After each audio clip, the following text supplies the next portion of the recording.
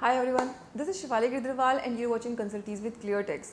So in this particular video, I'm going to discuss about the goods transport agency, or in simple language we call them transporters, the people who are carrying the goods of other people from one place to another place. And we can say they are the lifeline of Indian industry or any industry, because no one can work or survive without a transporter, very crucial part of our economy.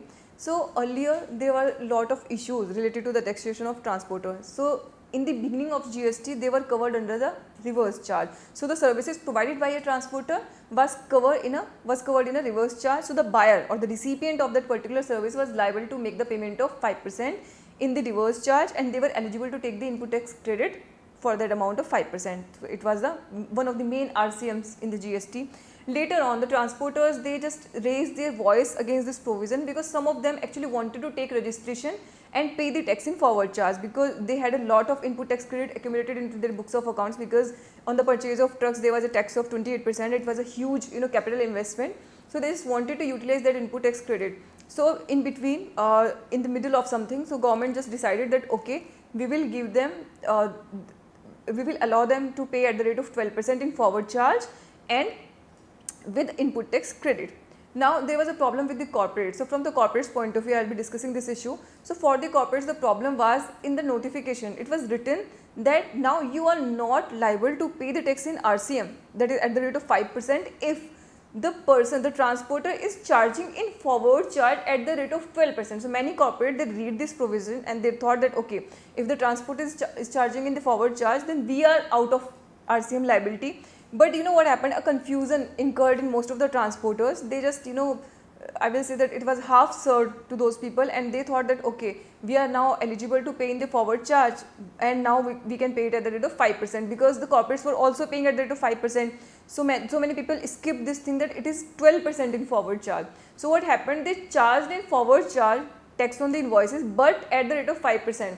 Now the corporates, they skipped making the payment in reverse charge, because they thought that now it is covered in forward charge, so we are not required to pay in the RCM. But the problem was, the condition is that you will not pay in RCM if they are paying 12% in forward. So that complete condition was required to be fulfilled. So after that, many corporates received the notices from the side of department, and they said that you are still liable for RCM because they have not completed the complete condition, right? They have not fulfilled the entire condition. So because of that, and then the transport industry, they also started making a hue and cry that if that person is paying 5%, why you are asking 12% from me? I should also be paying 5% in the forward charge. So government amended the provisions, and now they have come up with this provision which is applicable from 18th of July 2022. They said that now you can also pay in forward charge at the rate of 5%, but without input tax credit. So now there are three scenarios from the both point of view.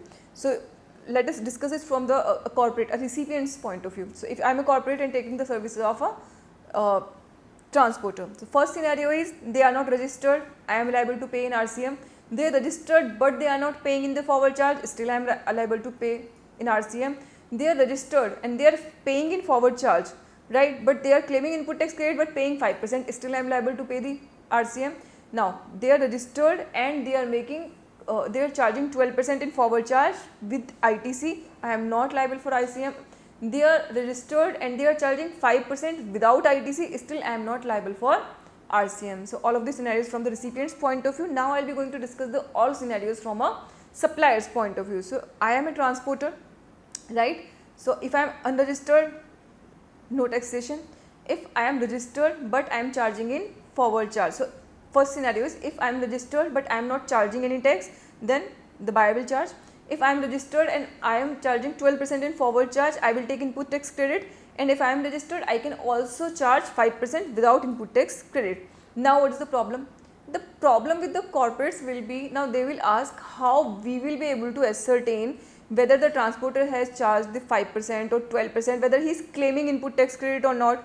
So maybe he is charging 5% but still he is claiming input tax credit, or he is charging 12% but like it can be dicey for us. So how we can ensure that we are actually not liable for any reverse charge?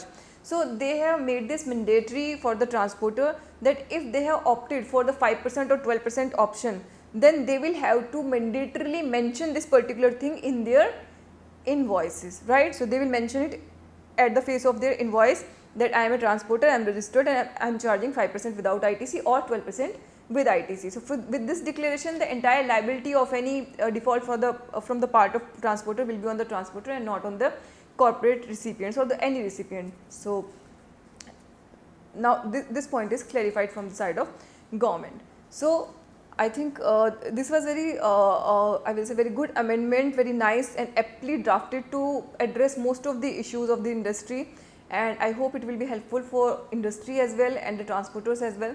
So with this I am going to close this video. Thank you so much everyone.